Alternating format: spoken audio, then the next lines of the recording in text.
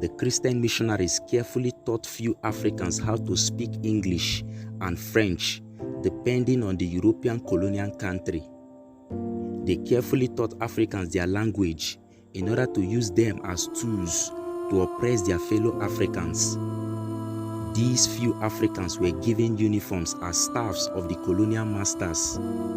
They were educated with the Bible to hate their culture, their language, and their way of life. They took the whip from the slave masters and whipped their fellow Africans for disobeying the command of the slave masters. They were the ones who converted few of our African brothers and sisters to Christianity, and they were the ones that took the slave masters to our traditional shrines and holy places where they burnt it down. These Africans who became the first victims of European slavery took the slave masters to the places we worshipped our chi, to the places we worship our ancestors, to our sacred ground, to our holy temples, and they set it ablaze. One of these Africans was Ajayi Crowther, a man sold into slavery when he was 12 years old. Later was taken to Sierra Leone, where he was baptized and indoctrinated into hating everything his ancestors taught him about African tradition.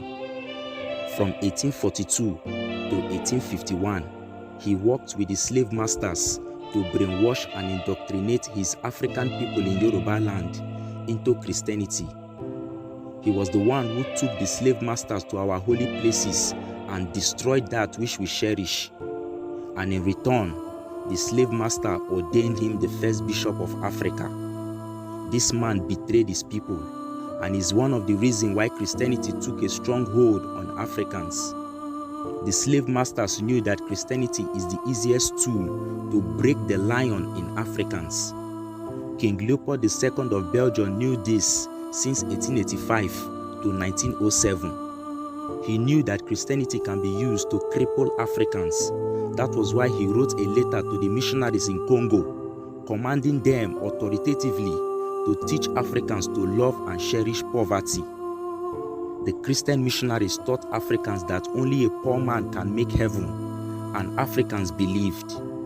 This was the tactics King Leopold II of Belgium used to keep Africans in permanent mental slavery.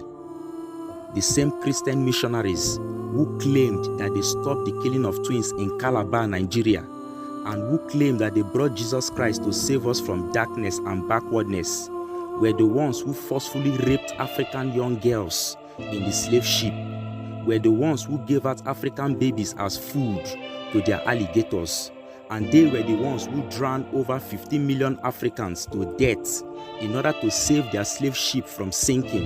This was from 1562 to 1884. This is the people who still told us that there is power in the name of Jesus.